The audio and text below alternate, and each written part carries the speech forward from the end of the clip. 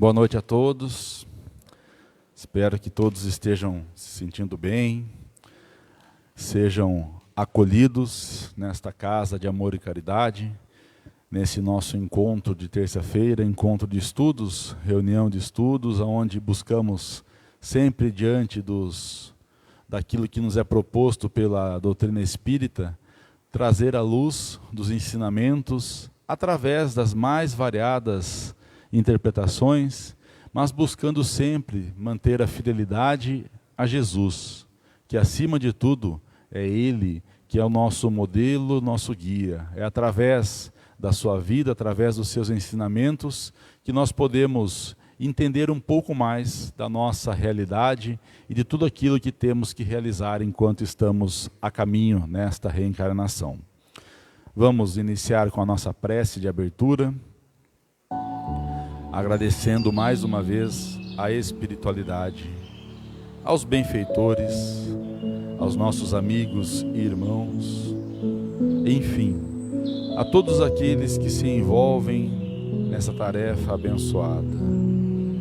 Acolhem-nos aqui presentes, irmãos e irmãs, e todos aqueles também que nos acompanham à distância, nesta busca de levar a palavra, o ensino, o Evangelho do Cristo o mais longe possível, mas com o propósito de atingir o local mais próximo que temos, que é o nosso coração, que é a nossa mente, para que nosso entendimento se amplie cada vez mais, nosso olhar se torne mais caridoso, mais benevolente, mais indulgente, e nos ensine a perdoar. Que Jesus, presente junto a nós na figura desses trabalhadores, sempre nos traz o seu bálsamo salutar, a acolher as nossas súplicas, a atender às nossas necessidades. Por isso te agradecemos mais uma vez, Mestre, e com alegria em nossos corações, iniciamos essa tarefa abençoada em Teu nome, que assim seja.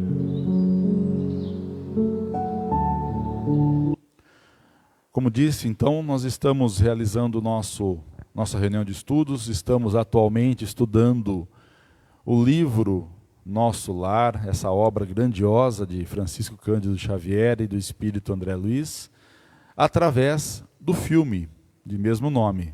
Como sempre falamos aqui, o filme ele é uma síntese do que está no livro. O livro é muito rico de informações e esse livro nos traz essa grandiosidade de uma realidade que é o mundo espiritual mais próximo a nós, os umbrais, os locais aonde se encontram ainda o sofrimento, as colônias espirituais aonde somos acolhidos e podemos reajustar a rota de nossas vidas.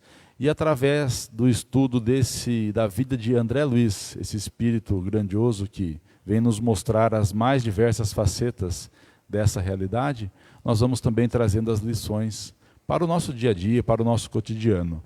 No nosso último encontro, nós vimos André Luiz, espírito, buscando no Ministério da Comunicação a possibilidade de se comunicar com os seus entes queridos que ficaram vivos.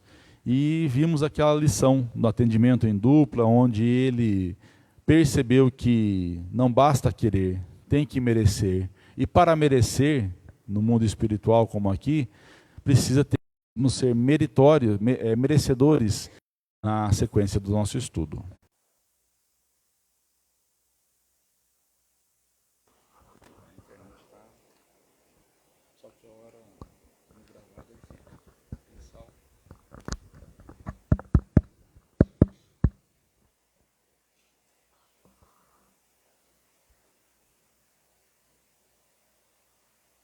De fábricas de alimentos, a serviços, de visitas a amigos em recuperação. Tudo um pouco cansativo, concorda? Todo merecimento se conquista através do trabalho. Assim me disseram. Avalie seus atos, irmã, e veja como estão impregnados por orgulho e egoísmo. São as grandes chagas da humanidade. Toda forma de servir é uma bênção.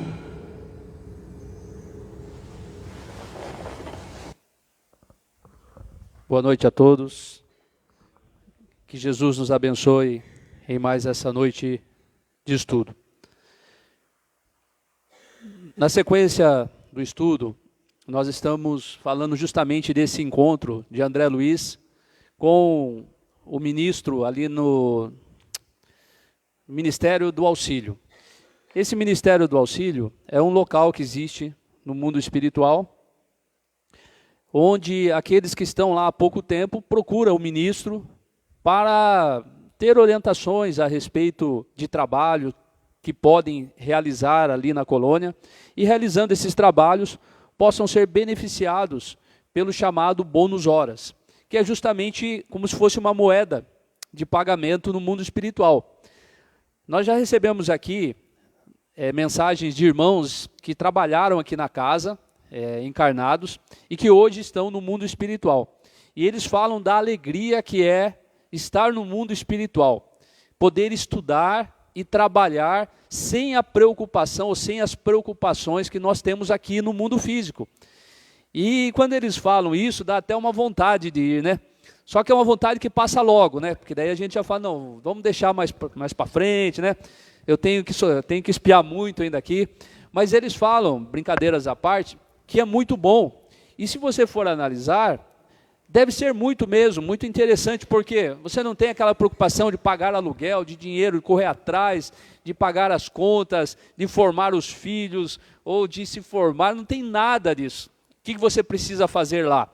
O que nós estamos fazendo aqui, que é justamente estudar o ser humano, a vida, os valores, para que através desses estudos nós possamos nos autocompreender. Essa busca que é extremamente necessária, tanto quanto estamos aqui no mundo carnal, quando também voltamos para o mundo espiritual. Isso não cessa. Nós estamos sempre nessa luta de buscarmos o progresso evolutivo, a evolução moral e intelectual. As duas aliadas que vão dar origem a uma sabedoria. A sabedoria divina do Cristo, quando esteve na terra, que foi o homem que mais amou, de forma incondicional, mas também foi o homem mais sábio, mais inteligente, que já passou pelo nosso planeta. E é justamente buscar essa compreensão. E isso é apesar de todos nós sabermos e batermos muito em cima dessa tecla, é uma das coisas mais difíceis para o ser humano. Fazer a viagem interior. Carl Gustav Jung, ele tem uma fala interessante. É mais fácil o ser humano criar do zero, isso ele falava quando ele estava encarnado, criar do zero uma máquina que o leve para a lua, do que ele encontrar um caminho que o leve para dentro de si.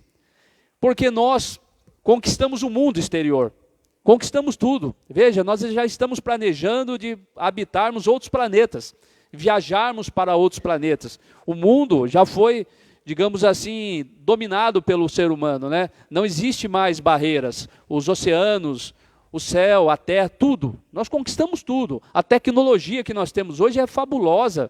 Imagine, com esse aparelhinho aqui, eu posso me comunicar com alguém que está no Japão. Eu posso vê-lo. Como que isso pode ser explicado? Como, se a gente for pensar nisso, é lógico que tem toda uma tecnologia, mas já pararam para pensar como que pode alguém lá no Japão agora aparecer para mim aqui, eu poder vê-lo, ele me vendo e a gente poder conversar em tempo real? Isso é absurdo. Olha que tecnologia. Olha até onde nós chegamos nessa viagem exterior. Não obstante, a viagem interior a gente deixa para depois, porque é muito doída, machuca. Quando nós viajamos para dentro, nós descobrimos o ser humano que nós somos. E isso não é muito agradável, porque a grande maioria de nós, com as devidas exceções, tem ainda os conflitos, as tendências, os vícios, o orgulho e a vaidade. Acabamos de ver no filme o ministro dizendo, orgulho e vaidade, as maiores chagas da humanidade. E ele tem toda a razão. Orgulho e vaidade hoje, podemos dizer que são os motivos do fracasso do ser humano. Hoje, quase sempre nós não vemos o ser humano fazer o mal pelo mal, mas sim pelo orgulho, pela vaidade e podemos acrescentar pelo egoísmo. Nós sempre pensamos em nós. Eu preciso, eu desejo, eu tenho. E para que eu tenha, para que eu possa realizar os meus desejos, eu passo por cima das mais caras afeições, sem sequer me importar. E justifico, a vida é muito rápida, eu preciso ser feliz. E com essa ideia de ser feliz, sem respeitar o nosso semelhante, nós estamos criando a infelicidade alheia. E ao criarmos a infelicidade alheia, nós estamos criando a nossa própria infelicidade. Porque tudo que nós semeamos, nós colhemos. Olha só que paradoxo nós vivemos. Vivemos em busca de ser feliz. Eu preciso ser feliz. Quando Jesus ensinou que nós precisamos fazer feliz. Eu preciso ter paz. Nós precisamos ser instrumentos da paz. Como já falei na semana passada, como Francisco de Assis compreendeu que sendo instrumento da paz, do amor, da verdade, da esperança, ele passa a possuir tudo isso. Porque quando nós somos instrumentos, quando nós realizamos isso na vida das pessoas que nos cercam, nós passamos a ter todos esses atributos em nós mesmos. Então esse é o grande dilema da vida. Enquanto buscamos coisas exteriores, nós nos perdemos interiormente falando. Quando nós percebermos que a vida é uma oportunidade maravilhosa de servir o nosso semelhante, de ajudar ao próximo, de olhar para o outro e pensar, eu não posso resolver meu problema hoje, mas eu posso resolver o problema de muita gente. Porque às vezes o problema do outro para nós é pequenininho. O nosso é imenso. E a gente fica, meu Deus, me ajuda a resolver, como que eu posso fazer isso? E ficamos preocupados, tentando resolver algo que não tem, naquele momento, resposta. Quando, na verdade, poderíamos largar essa preocupação e substituí-la por uma ocupação. Porque preocupado, a gente está gastando o tempo sem fazer nada. Eu posso estar nesse momento aqui preocupado com o amanhã. E eu estou perdendo o meu tempo preocupado com uma coisa que eu não vou conseguir fazer. Quando, na verdade, eu poderia ocupar o meu tempo agora com algo concreto em resolver algo que vai acontecer amanhã, que é bem diferente. Mas a grande maioria de nós vive preocupado ao invés de viver ocupado. E eu viver ocupado pode ser justamente o fato de eu chegar para o Beto hoje e falar, Beto, vamos sair aqui do centro hoje, vamos lá na casa do seu João, ele está de cama, vamos dar um passe nele? Nesse momento eu deixo de estar preocupado com algo de amanhã para estar ocupado com algo de hoje, algo que eu estou realizando para o meu semelhante, ajudando, e eu tenho certeza que amanhã aquilo que eu estava preocupado nem vai acontecer. Porque 90% das coisas que nós nos preocupamos não acontecem em nossas vidas. É tão simples, porém é complexo. Porque nós ouvimos isso, assimilamos isso, mas quando saímos dessa porta, o mundo parece que tira tudo isso da nossa mente e a gente continua nesse turbilhão de coisas, nos preocupando com coisas que não têm valor real nessa nossa existência. Então, quando o ministro olha ali para André Luiz, que pede o quê? Ele não chegou a pedir, né? Vai pedir agora, né? André Luiz está ali porque ele deseja o quê? Ele deseja se comunicar com a família que esteve na terra. Olha o paradoxo. Ele esteve durante uma vida de 50 anos na terra. Desses 50 anos, eu acredito que uns 30 anos de casamento. E ele nunca se preocupou em perguntar como estava a sua família, nos 30 anos que ele estava encarnado. Porque nos 30 anos que ele estava encarnado com a família, ele tinha preocupações diferentes. Ganhar títulos, poder, dinheiro e viver os prazeres, como a gente já assistiu no início do filme. Que era horas e horas, né? Ele amanhecia naquelas casas noturnas, bebendo, fumando o seu charuto, tendo ali o sexo desregrado, né? E passava poucos instantes com a sua família. Aí quando ele perde, está no mundo espiritual, o que ele mais deseja? Estar com a família. A gente sempre está nesse paradoxo. Sempre parece que é preciso perder para valorizar, mas não seria possível, não seria preciso fazer isso. O Espiritismo nos ensina justamente que nós não devemos perder primeiro para valorizar. O Espiritismo nos mostra que nós temos que valorizar a todo instante, todo ou todas as coisas que nós temos. Desde manhã eu sempre bato em cima dessa tecla, abrir os olhos e agradecer. Pai, obrigado. Eu posso abrir os olhos, eu posso enxergar, posso respirar, posso andar. Tenho uma casa, tenho um teto alugado ou próprio, eu estou ali. Eu posso ter aí meu café da manhã, o cafezinho preto com leite, com pão, não importa, eu estou me alimentando, eu tenho condições de levantar e buscar resolver as situações. Isso é uma bênção, é uma dádiva poder fazer isso, porque muita gente não pode. Muita gente está hoje numa cama, inválido. Nós tivemos uma mensagem na semana passada, na terça ou sábado? Terça passada, de um irmão que ele agradeceu as orações do centro, e ele fala, não sei quem estava aqui, não sei se ouviu, mas ele fala agradecendo as orações dos irmãos daqui, e ele fala que ele ficou muito tempo numa cama, e que esse tempo fez ele refletir, né? Como ele poderia ter feito as coisas de forma diferente, quantas coisas ele poderia ter realizado, e durante todo aquele tempo que ele estava naquela cama, ele pôde refletir sobre tudo, porém ele não podia realizar mais nada, a não ser refletir sobre as próprias ações. Esse irmão, ele ficou muito tempo, ele teve um câncer, eu já contei a história dele aqui, ele teve um câncer no rosto, extremamente agressivo, que consumiu toda a face dele.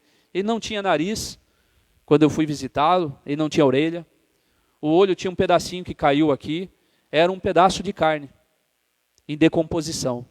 Uma cena extremamente chocante, que quando eu fui pela primeira vez dar passe nele, e percebi todo o cuidado na casa, né? Tinha um monte de telinhas na janela, mosquiteiro, né?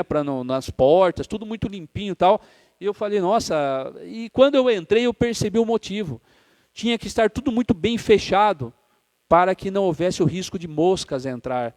Ele não tinha como se defender, como espantar as moscas, e ele não tinha o rosto. Ele tinha uma carne em decomposição na face. Metade disso aqui havia sido comido.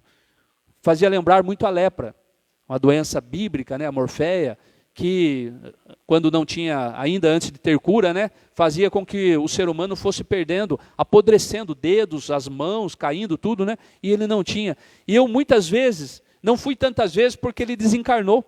Eu acho que eu cheguei uma semana, durante alguns dias, a pedido até de um irmão da Igreja Católica, que visitava, e falou, vocês são espíritas, eu acho fantástico isso, né? Como isso devia acontecer mais, né? Vocês entendem mais dessas coisas. Nosso irmão lá está num sofrimento, né?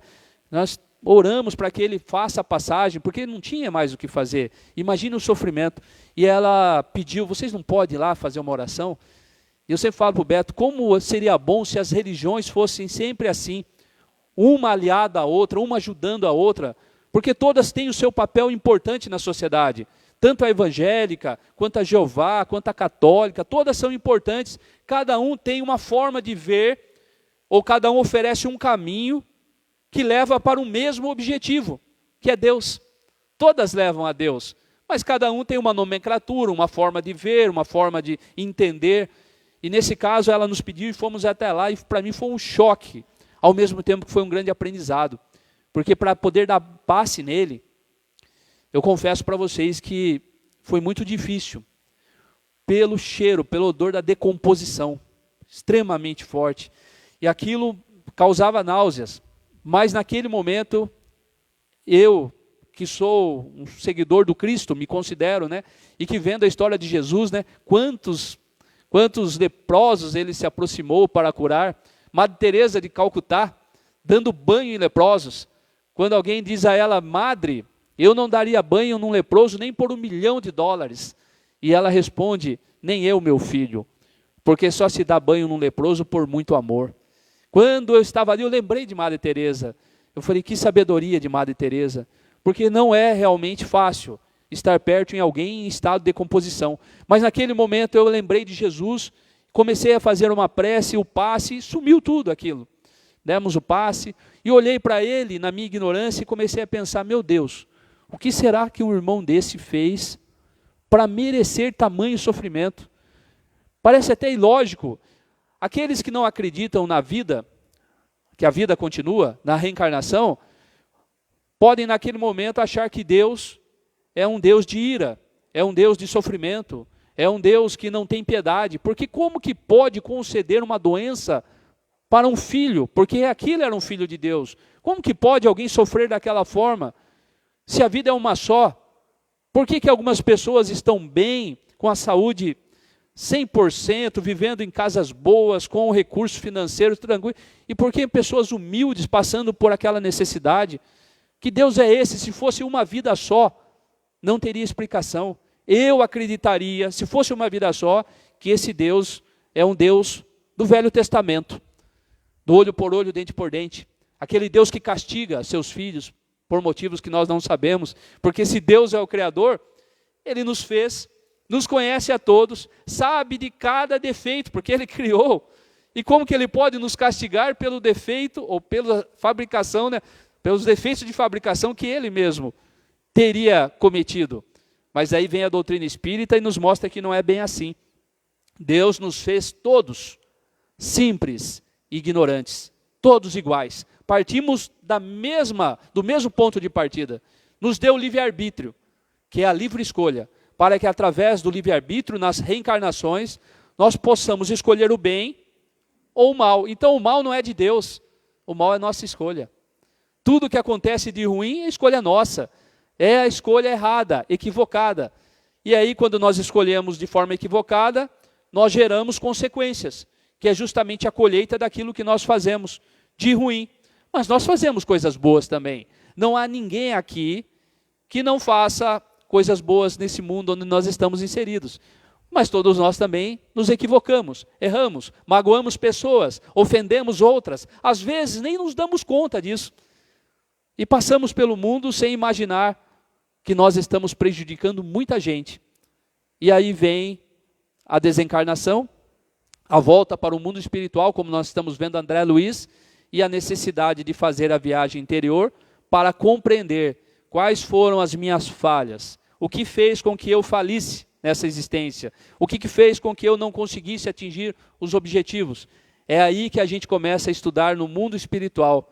Estudando isso, trabalhando pelo bem, nós vamos aprendendo, nos preparando para que um dia possamos voltar à Terra, para de novo passar pelas situações, para agora dessa forma poder passar pela prova ou repetir de novo. Então, a vida é esse eterno aprendizado. O que nós estamos fazendo aqui? Buscando ferramentas para viver no mundo. Cada um usa as ferramentas de uma forma. E cada um que está aqui irá guardar ou não essas ferramentas, para que facilite a vida lá fora, no mundo onde nós estamos, que é um mundo de aflições. Jesus disse, no mundo só tereis aflições. Tenho-vos dito tudo isso para que em mim encontrei a paz, porque no mundo só tereis aflições. Mas ele completa, mas lembrai-vos de mim, porque eu, Jesus, venci o mundo. Ele venceu o mundo das paixões, dos títulos, das glórias. Quando a gente vê a história de Jesus, é fantástico.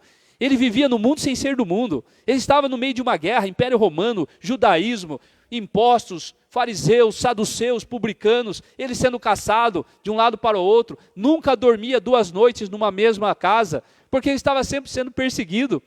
Armadilhas sendo criadas. E o Cristo tranquilo, sereno, suave, né? Sempre pronto ali para atender qualquer um que fosse o buscar sinceramente. Ele não se preocupava em estar com ladrões, com mulheres adúlteras, com publicanos. Quantas vezes falavam, vosso mestre come com pecadores.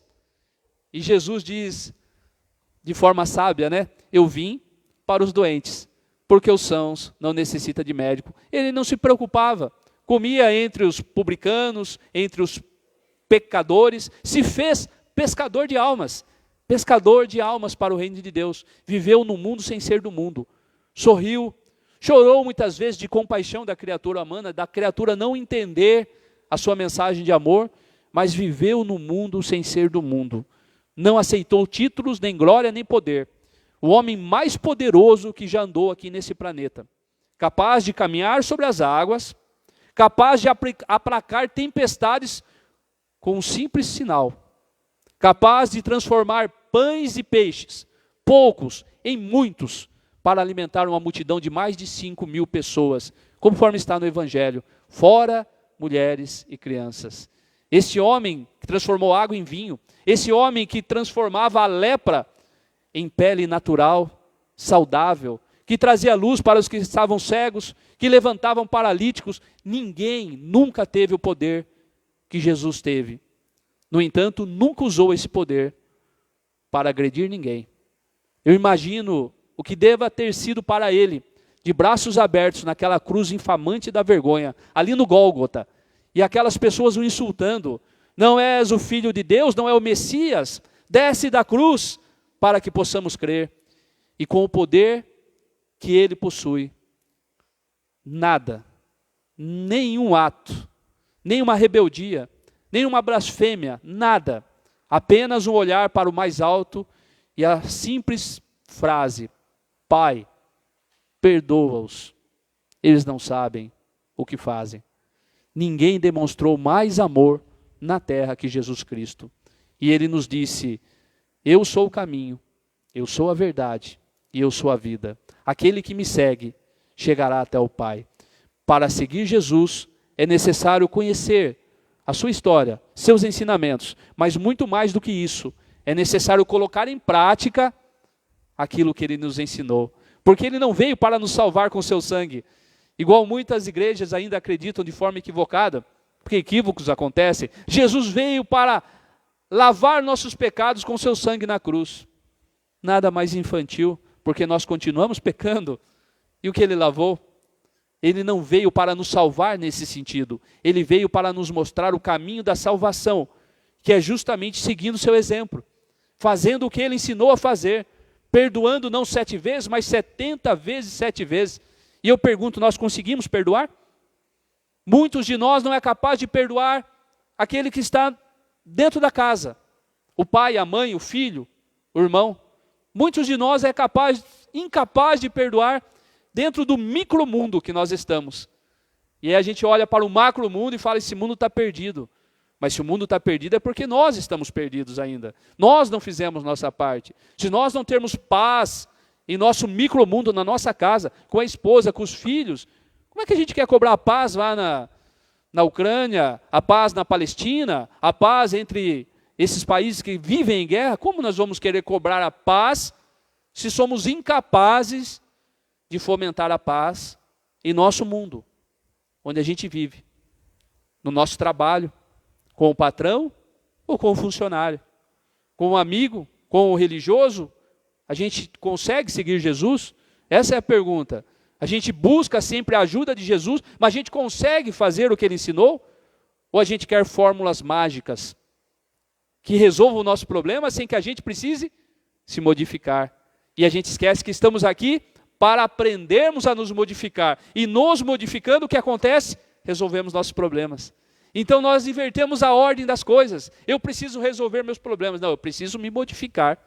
Porque se eu me modificar, eu resolvo os meus problemas. Se eu mudar a minha postura perante a vida muda a postura perante nós. Quantos chegam aqui e dizem, o mundo está contra mim. Fizeram um trabalho, macumba, na encruzilhada. Não fizeram o trabalho. Nós fazemos o trabalho sozinho. Eles nem precisam fazer, nós fazemos. Com as nossas imperfeições, com a nossa forma errada de enxergar o mundo, a culpa não é do outro, é nossa. Nós somos seres individuais, temos nosso livre-arbítrio, nossas escolhas. O que nós estamos passando hoje de errado ou de ruim é a colheita daquilo que escolhemos errados lá atrás. E nós escolhemos, não temos como falar que não. Eu gosto muito daquela história, daquela senhora que ela chega, meu Deus, meu filho, como eu sofri, 60 anos de um casamento, né? E aí eu perguntei para ela, nossa, mas a senhora gostava muito dele, né? Nossa, todo mundo falava, ela disse, todo mundo falava, não case com ele, não case, esse não é para você, esse rapaz. Diz que até o pai do marido falava, imagine, o próprio pai falava, não quero que você case com ele, não por você é uma moça boa, eu não quero por ele não é para você. Eu falei, diante a tudo isso, a senhora quis esse abacaxi, né? Descascou durante 60 anos o abacaxi. De repente era para ela viver com ele. Só que não podemos reclamar porque são escolhas nossas Escolhemos. E a partir do momento que escolhemos, vamos seguindo com aquilo. Até o momento que achamos que a escolha foi errada, e se não der, quem sabe uma outra escolha. Faz parte. Podemos errar, podemos acertar, mas o importante é modificar a forma de pensar. Eu não posso cobrar do outro o que o outro não pode me dar. Deixe de cobrar muito das pessoas para não se decepcionar. Cobre de você. Eu preciso ter paciência, eu preciso ter tolerância, eu preciso ser mais sábio, eu preciso estudar mais. Porque se você cobrar muito de você, você melhora. E daí você para de cobrar do outro e não se decepciona. E se você não cobra o outro, você também não pressiona e sobrecarrega o outro, porque a mudança do outro vem com o seu exemplo moral. Palavras ajudam, exemplos arrastam. Essa é a proposta. Mohandas Karamchand Gandhi, o Mahatma, quando transformou sua vida para servir seus irmãos na Índia, que eram humilhados pelo tacão da Inglaterra, aquele povo que dominava os indianos, havia ali o analfabetismo, havia ali a fome, a miséria, e eles explorados por aquela grande potência, que até a Primeira Guerra Mundial era a maior potência mundial. 1/4 do mundo era da Inglaterra. E eles mantinham isso através do rigor, da força, da violência. E Gandhi voltou para a Índia depois de se formar advogado. Estava na África, em Joanesburgo, como advogado numa empresa. Podia continuar lá, mas ele volta para a Índia, porque ele queria ajudar o seu povo. E ele, entre outras coisas fabulosas que ele falou, foi que se um único homem conseguir atingir o amor na sua maior plenitude, será capaz de neutralizar o ódio em milhares. Até parece uma fala de um cristão. Se o único homem for capaz de amar ao extremo, ele muda a vida de milhares de pessoas. E ele foi capaz de amar ao extremo e mudou a vida de bilhões de pessoas na Índia, quando libertou a Índia do tacão inglês, ensinando aquele povo a desobediência civil, a não violência, uma forma de se libertar do tacão inglês através do amor. Ele dizia: eu não estou contra, porque quem está contra, ataca. Eu estou a favor. Eu sou a favor da paz. Eu sou a favor da liberdade. E ele nos ensinou através do exemplo. Então o exemplo arrasta. Eu sempre falo para o Beto esse exemplo dele, que é fantástico. Quando alguém chega para ele e diz: Gandhi, ensina meu filho para que ele não possa comer sal, porque o sal faz mal para ele. E Gandhi pede uma semana para que ele possa conversar com a criança. E a mãe não entende, vai embora uma semana depois, volta e Gandhi diz para o menino: meu filho, você não pode comer sal. Sal faz muito mal para a saúde, principalmente para você, que tem problema de pressão. Não coma mais sal, meu filho. E a mãe então perguntou a ele: mas por que você pediu uma semana para dizer isso? Porque eu precisava ficar uma semana sem comer o sal. Se eu fosse capaz de ficar uma semana sem comer, se eu pudesse fazer isso, eu posso ensinar através do exemplo. Então hoje eu já não como mais sal. Então ele sabia que o exemplo arrastava. E é por isso que a gente precisa dessa modificação individual. Sermos exemplos na sociedade onde a gente vive. O Espiritismo é fantástico, ele muda a nossa vida. Eu agradeço a Deus todos os dias por encontrar essa doutrina que fez com que eu enxergasse que o errado não era o mundo, era eu. Eu brigava com todo mundo, achava que tudo estava errado, eu era perseguido, era isso, era aquilo. E de repente eu caio numa doutrina que mostra: não é o outro, é você. Mas como assim? Porque é uma delícia ser vítima da sociedade. A coisa mais gostosa que tem, mas é contar para o outro a desgraça. Eu sei que vocês não têm esse hábito, mas tem muita gente que tem esse hábito. Você não sabe da minha vida. Tá ruim para você? Para mim, porque aconteceu isso. E isso parece muito bonito, mas não é. Porque isso faz com que a gente adote esse vitimismo, como se nós fôssemos vítimas do mundo. Não somos vítimas do mundo, somos vítimas de nós mesmos. E se somos vítimas de nós mesmos, nós podemos mudar a nossa história hoje, olhando para o espelho e dizendo: eu quero ser alguém diferente, vou começar a mudar hoje, vou começar a ser feliz hoje, agradecer a pessoa que está do meu lado, agradecer a oportunidade de estar numa casa espírita, de poder ouvir essas palavras, que apesar de serem duras, objetivas, mas são verdadeiras. Jesus dizia: conhecereis a verdade e a verdade vos libertará. Essa verdade nos liberta. de achar que a culpa é do outro. E aí lá atrás, quando eu aprendi que não era o mundo que estava contra mim, mas era eu que estava contra o mundo, as besteiras que eu fazia, as escolhas erradas que eu fazia, eu fui começando a mudar ações, atitudes, pensamentos. Ações, atitudes e pensamentos mudam a vida. Lógico que não é da noite para o dia. Você não planta hoje e colhe amanhã. Você não vai plantar morango hoje e colher amanhã. Tem um tempo hábil para que você possa fazer a colheita. Pode ser que muita gente hoje aqui está colhendo o limão que plantou há um ano atrás. Mas precisa colher tudo primeiro, para depois vir a colheita do morango que nós estamos semeando agora. Mas a colheita vem. É necessário ter paciência e continuar semeando a boa semente. Beto estava falando agora há pouco.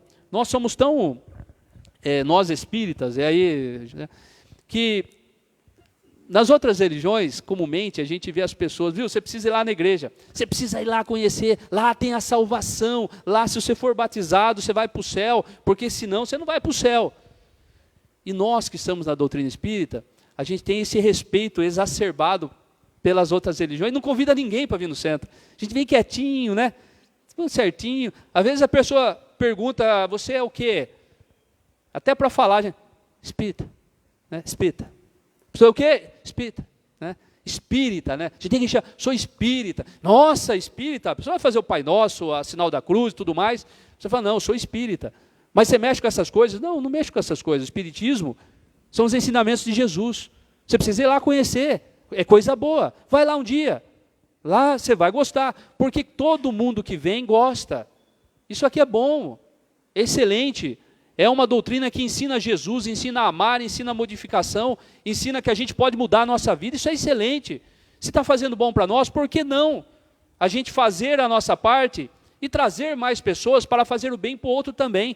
Porque às vezes é uma falta de caridade nossa, a gente está aqui se sentindo melhor, estou bem, gosto de ir lá, tomo passe, saio melhor, saio tranquilo, e chega na casa quietinho, chega no trabalho, não fala para ninguém, né? Bem quietinho, a gente quer o bem só para nós. É necessário a gente ver alguém que está em desequilíbrio, alguém que não está bem, alguém que está... Viu? Vai lá no centro, vai lá, se você quiser, a gente vai junto, você vai lá, vai um dia só, se você não gostar, não precisa ir mais. Essa é a melhor propaganda. Traz a pessoa uma vez, porque é difícil aquele que não gosta disso aqui. Porque isso aqui é clareza, objetividade, são ensinamentos sem ritual, cerimonial. Aqui ninguém vai dizer que você precisa rezar 100 Ave Maria, 200 Pai Nosso. Porque não adianta você fazer isso e não mudar as suas ações. Vai continuar dando errado as coisas. Não adianta você querer mudar o resultado final. Você faz um bolo, está dando errado. Faz o bolo de novo. Faz 10 vezes o bolo, deu errado. O que está errado? A receita. Tem que mudar a receita. Eu preciso mudar. O que está faltando aqui? Está faltando farinha, não, faltou fermento, tal. Mudou a receita, lá na frente muda o resultado. Então isso aqui precisa ser divulgado. A gente precisa trazer mais gente aqui, não porque isso aqui precisa das pessoas, porque nós precisamos disso aqui. Quando eu falo para vocês, venham para o centro. Ah, mas eu gosto de assistir pela live. Legal, tem muita gente que mora fora, tem gente de Orlando nos assistindo, nos Estados Unidos, tem gente no Paraná, tem gente no Nordeste. Quando não pode vir, tranquilo. Mas se você está na casa, você está em Taquarituba, venha. Porque as energias que nós recebemos aqui são muito importantes, sem contar da situação que a gente vem e traz muitos irmãozinhos que estão nos acompanhando no dia a dia, tirando a nossa paz. A gente entra aqui, eles entram com a gente, só que a gente sai sozinho, porque eles ficam aqui para ser ajudados. E a gente vai se sentindo mais leve. Tem gente que sai daqui e fala, nossa, saí daqui leve, parece que tinha um peso. Ih, tinha um peso mesmo. Vocês acham que espírito não pesa? Pesa, pesa. Principalmente aqueles que a gente já faz aí, 6 meses carregando, né? Então precisa vir ao centro. Aí vocês falam, mas e aquele que está fora?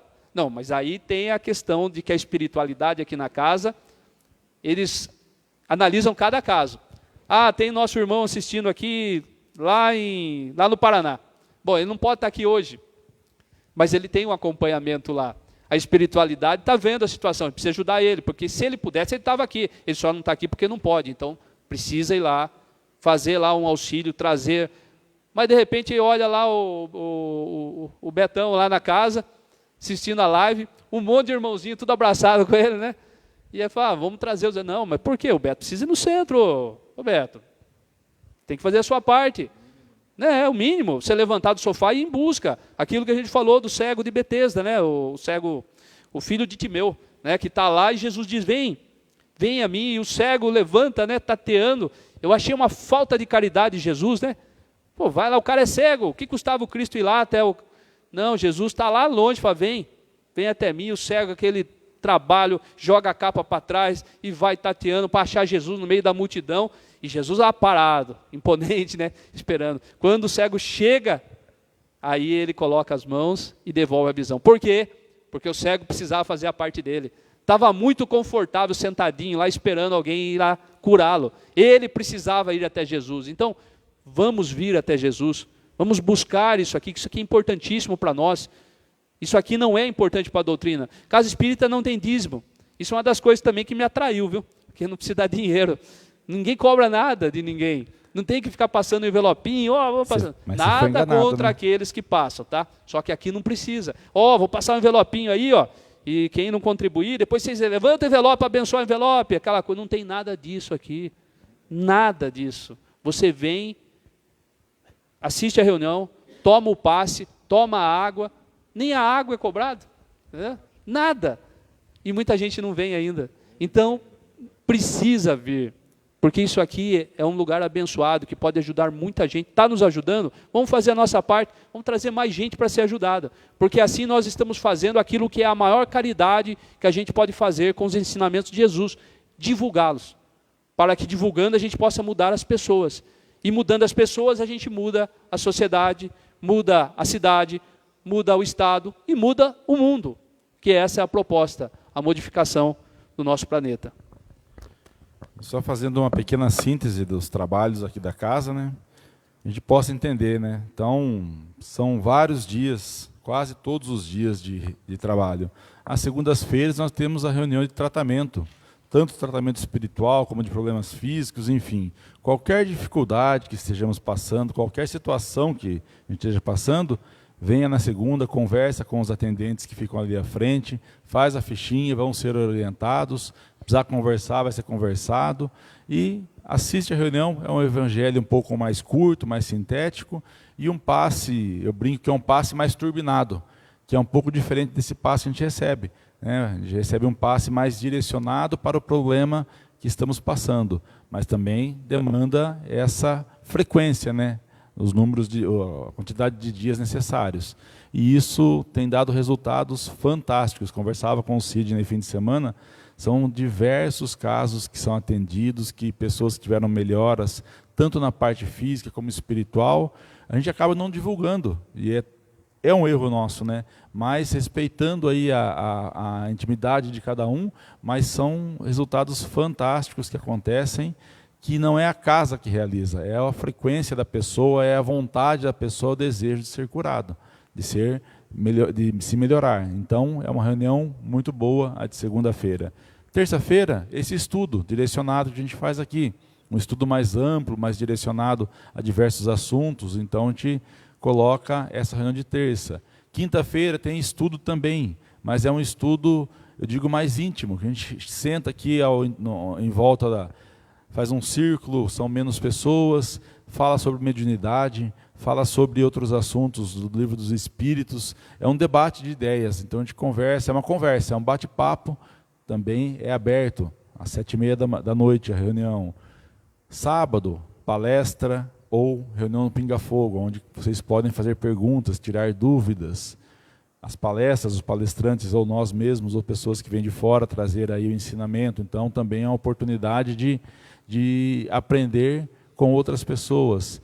E domingo, uma vez por mês, o atendimento fraterno da casa, o almoço fraterno, as atividades assistenciais, que não são realizadas uma vez por mês. São realizadas quase todos os dias, essa parte social. Mas, num domingo por mês, a gente junta para fazer esse almoço e atender mais diretamente. Então, são tarefas diversas. Fora o atendimento fraterno, que é a conversa, a escuta, que são vários trabalhadores aptos para isso. Só entrar em contato com qualquer um de nós, a gente agenda um dia, um horário, vem aqui ao centro, conversa. Então são tantas coisas que são realizadas aqui, e como o James mesmo disse, tudo de graça, sem cobrar nada. Nem a frequência a gente cobra. A gente fala aqui porque fala porque sabe que é bom. Mas não cobra, ninguém vai apontar o dedo, você não está vindo no centro mais, hein? Quanto tempo você não vai no centro? Tem que ir. Não. Não vai cobrar ninguém se eu sair daqui e ver alguém que está aqui hoje entrando na igreja católica, entrando na evangélica, depois... Pelo contrário, a gente vai ficar feliz, que bom. Está indo buscar uma religião, está indo ver se aquilo que nós estamos ensinando aqui faz sentido lá, e se não faz, para escolher aonde é melhor para ele. Nunca. Se alguém fizer isso, desconfie e nos conte, porque está errado. Não pode, não tem isso. É esse acolhimento, é essa liberdade, mas é esse compromisso também. Então, sintam-se à vontade para frequentar essas reuniões, compartilhar com as pessoas e trazer aqui, passar essa experiência boa, sem contar o tratamento da fitoterapia, que em uma outra oportunidade a gente fala com mais tempo, porque é algo que demanda uma explicação maior, mas é algo fantástico também que é realizado aqui na casa. Vamos para as nossas vibrações.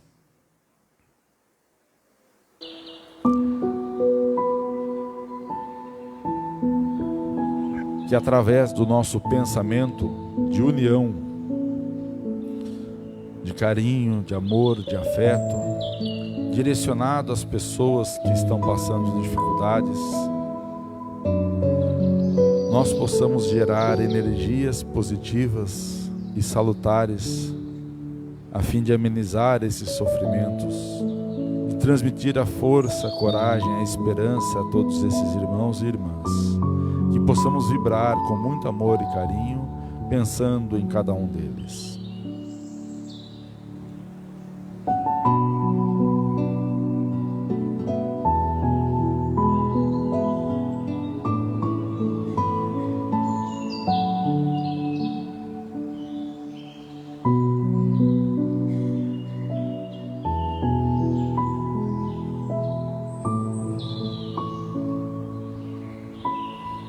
Que assim seja. Pedimos também que possam receber o passe todos aqueles que nos acompanham à distância pela internet.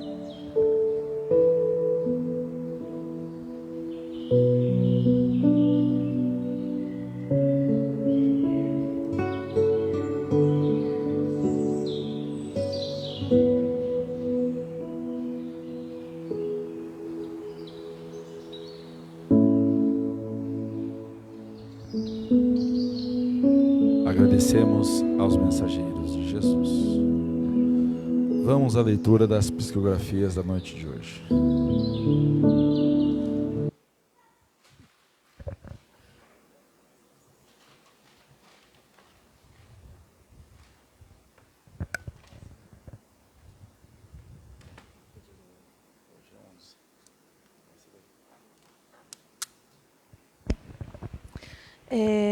Tem, na realidade, 3. Só que essa daqui foi só algumas coisas que vieram assim para escrever, mas eu escrevi. Ninguém precisa viver na simplicidade para ser simples, porque a simplicidade está e sempre estará nas boas ações, nos bons sentimentos e na elevação do pensamento. Não sei por que cargas d'água, mas saiu essa. Não é essa que eu escrevi errado. Agora essa outra aqui, peraí. É tão interessante que depois que estamos no plano espiritual, precisamos centrar nossos sentimentos em aceitar o espírito que somos. Mas, ao mesmo tempo, revermos erros e buscarmos soluções para sermos espíritos melhores. Depois entramos numa vontade imensa de saber o porquê de nossos sentimentos. E quando descobrimos só um pouco de nossa trajetória, já percebemos que a justiça divina é justíssima. E depois nossa maior vontade é de falar ou dar um recado para um familiar. Até que compreendemos, através de visitas a lugares de estudos, vamos percebendo que é só uma questão de vontade e não de necessidade, porque precisamos somente saber como estão. Mas, pasmem, irmãos, estão como sempre estavam, porque os seres na Terra como nós espíritos no plano espiritual, evoluímos pouco a pouco. E eu senti tudo isso, além da necessidade que tenho hoje de escrever, não para um familiar, mas para todos. Eu fui sempre revoltada com a vida, porque minha mãe tirou sua vida. Ela se matou porque foi violentada por aquele que deveria amá-la e protegê-la, o próprio pai. Eu nasci filha daquele que deveria ser meu avô. E não foi preso. Eu queria que ele fosse quando eu soube de tudo. Enquanto criança, eu o chamava de vô-pai. Mas para mim, ele era o pai da minha mãe. Quando eu soube, me revoltei e eu tentei matá-lo. Ele machucou minha mãe e ela desistiu da vida. Cresci uma mulher triste, amargurada e com ódio. O pior era ver minhas tias sendo usadas por meu avô e tendo filhos dele. E todos achando normal. Minha avó achava que homem era homem. Uma barbaridade sem tamanho, uma loucura. Só minha mãe saiu desse círculo vicioso e eu me alertei. Mas ela saiu e, ao mesmo tempo, me deixou. Eu a entendo, talvez, fizesse o mesmo. Mas aquele monstro me privou de ter uma mãe. E eu o odiei. Sei que preciso perdoá-lo, mas ainda não consigo. Não quero fazer a ele mal hoje, mas não consigo ajudá-lo. Mesmo sabendo os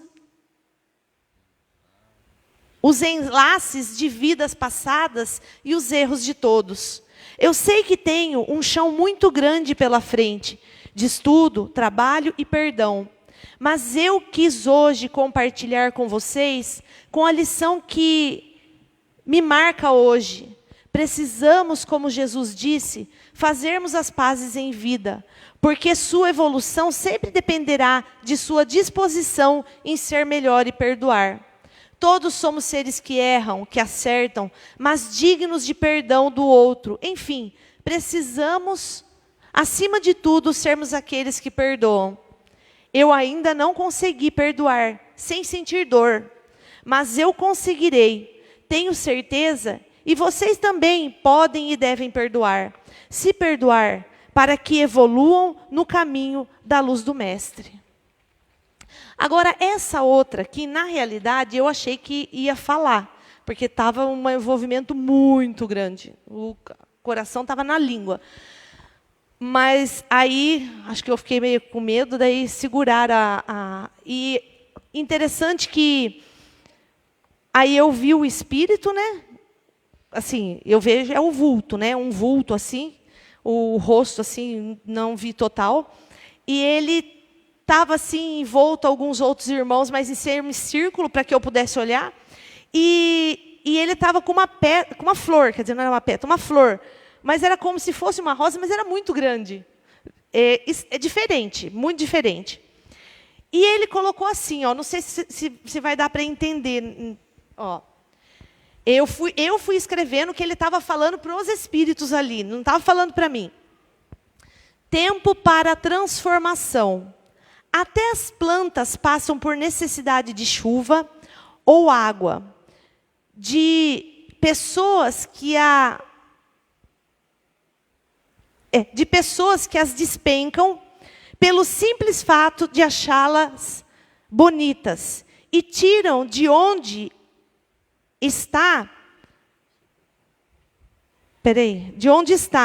porque tem inveja às vezes do seu perfume. Conosco não é diferente. Passamos por, ai meu Deus do céu, que letra que tem. Por necessidades físicas. Está fazendo uma comparação nossa com as plantas. Psicológicas, alimentares. Somos tirados de onde não queremos sair. Somos forçados a nos calar enquanto queremos esbravejar.